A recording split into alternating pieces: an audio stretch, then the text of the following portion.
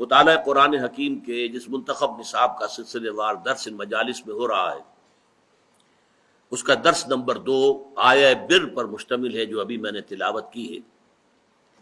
یہ سورہ بقرہ کی آیت نمبر 177 ہے۔ ذرا نوٹ کر لیجئے کہ اس منتخب نصاب کے 6 حصے ہیں، اور جیسا کہ ہم دیکھ چکے ہیں اس کا نقطہ آغاز سورۃ العصر ہے۔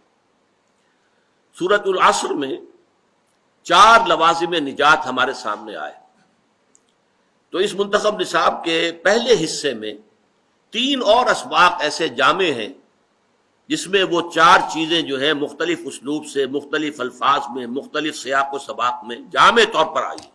یہ جامع اسباق ہیں، پہلا سورۃ العصر، دوسرا یہ آیہ بر، 2 مزید درس۔ پھر 4 حصے وہ ہیں جن میں ایک میں ایمان کے مباحث آئیں گے، تیسرے میں عمل صالح کے مباحث آئیں گے، چوتھے میں تواصی بالحق کے مباحث آئیں گے، 5ویں میں پھر تواصی بالصبر کے مراحل آئیں گے۔ چھٹا حصہ پھر بہت جامع ہے، سورۃ الحدید، وہ ایک ہی سورت ہے اور وہ بہت جامع ہے، جیسے سورۃ العصر ویسے ہی سورۃ الحدید۔ یہ جو آیہ مبارکہ ابھی میں نے تلاوت کی ہے، اس کے ضمن میں پہلے چند بنیادی باتیں نوٹ کر لیجیے۔ پہلی بات یہ کہ یہ ایک آیت ہے، اس سے پہلے ہم نے ایک سورت پڑھی، سورۃ العصر ایک سورت ہے اور یہ آیت ہے، جبکہ حجم کے اعتبار سے ہمیں نظر آ رہا ہے کہ یہ آیت کہیں زیادہ بڑی ہے، جبکہ سورۃ العصر جو ہے شاید اس کے چوتھے حصے کے برابر ہوگی، بلکہ شاید اس سے بھی کم ہوگی۔ اس حوالے سے یہ بات نوٹ کر لیجئے، قرآن مجید میں آیتیں چھوٹی بھی ہیں بڑی بھی ہیں، سورتیں چھوٹی بھی ہیں بڑی بھی ہیں۔ 3 سورتیں ہم دیکھ چکے ہیں جو 3 آیات پر مشتمل ہیں، اور سورہ بقرہ جو ہے 286 آیات پر مشتمل ہے۔ تو آیتیں بھی چھوٹی بھی ہیں بڑی بھی ہیں، سورتیں چھوٹی بھی ہیں بڑی بھی ہیں۔ یہ تمام چیزیں جو ہیں، ایک میں چاہتا ہوں اصطلاح آپ نوٹ کر لیں، توقیفی کہلاتی ہے، توقیفی، توفیقی نہیں، توقیفی۔ یہ موقوف ہے اس پر کہ حضور نے جو بتایا، یہ ایک سورت ہے، چاہے 3 آیات کی، وہ سورت کہلائے گی۔ یہ آیت چاہے اس سے 4 گنا 5 گنا زیادہ ہے حجم میں، یہ ایک آیت ہے۔ تو جو حضور نے فرمایا موقوف ہے حضور صلی اللہ علیہ وسلم کے بتانے پر، اس میں کوئی گرامر کا اصول نہیں ہے، اس میں کوئی بیان کا اصول نہیں ہے، اس میں کوئی انشاء کا اصول نہیں ہے، بلکہ اس میں واحد بنیاد کیا ہے، جیسے کہ حضور صلی اللہ علیہ وسلم نے ہمیں بتایا۔ دوسری بات نوٹ کیجئے کہ اس کا ہم ایک ترجمہ کرتے ہیں رواں، جس سے کہ آپ کو اس کا جو موضوع ہے اس کا اندازہ ہو جائے گا، پھر اس پر تھوڑی سی گفتگو ہوگی۔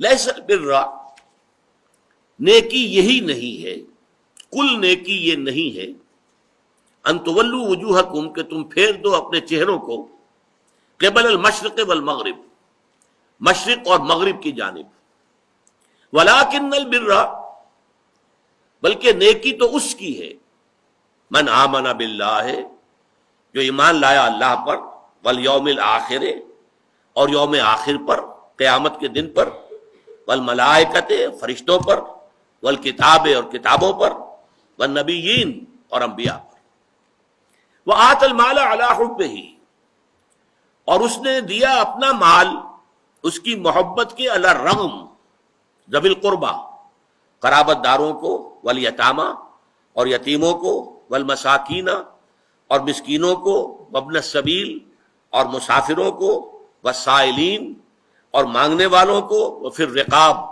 اور لوگوں کی گردنیں چھڑانے میں، وَأَقَامَ الصَّلَاةَ وَآتَى الزَّكَاةَ، اور قائم کی اس نے نماز اور ادا کی زکوٰۃ، وَالْمُوفُونَ بِعَهْدِهِمْ إِذَا عَاهَدُوا، اور اپنے عہد کو پورے کرنے والے جب کہ کوئی معاہدہ کر لیں، وَالصَّابِرِينَ فِي الْبَأْسَاءِ وَالضَّرَّاءِ وَحِينَ الْبَأْسِ، اور خصوصاً وہ جو صبر کرنے والے ہوں، فقر و فاقہ میں، تکلیف میں، اور جنگ کے وقت۔ اولئک الذین صدقوا، یہ ہیں وہ لوگ جو سچے ہیں، صادق ہیں، راست باز ہیں۔ واولئک هم المتقون، اور یہی لوگ متقی ہیں۔ اب اس سے جو بات آپ کے سامنے آئی، اس آیت مبارکہ میں نیکی کے ایک محدود تصور یا سطحی تصور کی نفی کرتے ہوئے نیکی کا ایک جامع تصور پیش کیا گیا. تفسیر میں بعد میں عرض کروں گا، لیکن اتنی بات سمجھ میں آ گئی کہ نیکی کا ایک خاص تصور تھا جس کی نفی کی گئی. لیس البر ان تولوا وجوہکم قبل المشرق والمغرب. دیکھو کل نیکی یہی نہیں ہے کہ اپنے چہرے مشرق اور مغرب کی طرف پھیر دو. ولکن البر، اس کے بعد تفاصیل آئی. نیکی تو حقیقتاً اس کی ہے جس میں یہ چیزیں پوری ہو رہی ہیں. یہ موضوع کس قدر اہم ہے اس کو اچھی طرح سمجھ لیجیے. دیکھیے نیکی کا تصور صحیح ہونا کس قدر اہم ہے. اس کی اہمیت کو آپ یوں سمجھیے کہ جو بھی تصور نیکی کا کسی کے سامنے ہوگا وہ اسی پر عمل کرے گا. اگر کوئی محدود سا تصور ہے اس کے ہاں نیکی محدود درجے میں رہے گی. کوئی سطحی سا تصور ہے اس کے ہاں نیکی وہ سطحی رہے گی. اب مثال کے طور پر میں آپ کو بتاؤں، ہمارے ہاں عام طور پر الا ماشاء اللہ کٹر مذہبی قسم کے جو لوگ ہوتے ہیں وہ شریعت کے ظاہری احکام میں بہت سخت، بہت متشدد. ذرا سا ادھر سے ادھر ہو گیا، کسی نے حنفی مسجد میں رفع یدین کر لیا تو قیامت برپا ہو گئی. یہ کون آ گیا ہمارے یہاں؟ حالانکہ کون سی بڑی قیامت آ گئی اس میں. کسی نے اونچی زبان سے اونچی آواز میں اگر آمین کہہ دی تو ایک مصیبت ہو گئی. تو ان چیزوں میں تو بڑے جازم، بڑے پختہ اس پہ جھگڑے کریں گے، مناظرے کریں گے، لیکن عام طور پر دیکھا گیا ہے دل کے کٹھور، سخت دل، عام طور پر دیکھا گیا ہے کہ ان میں وہ رقت قلب نہیں ہوتی، انسانی ہمدردی نہیں ہوتی. اس سے بھی آگے معاملات کا ہیر پھیر ہوتا ہے. چھوٹی چھوٹی باتوں پر جھگڑ رہے ہیں شریعت کی، اور سودی کاروبار ڈٹ کر کر رہے ہیں، کوئی پرواہ نہیں. گویا کہ حضرت مسیح علیہ السلام نے جیسا کہ یہودیوں کے بارے میں کہا تھا کہ تم مچھر چھانتے رہتے ہو اور سموچے اونٹ نگل جاتے ہو. چھوٹی چھوٹی چیزوں کے اوپر بحثیں ہیں، مناظرے ہیں، گفتگویں ہیں، دلائل ہیں، کتابیں موٹی موٹی شائع کی جا رہی ہیں، چیلنج کیے جا رہے ہیں. لیکن یہ ہے کہ جو بڑے بڑے منکرات ہیں، حرام شے، اس میں ملوث ہیں.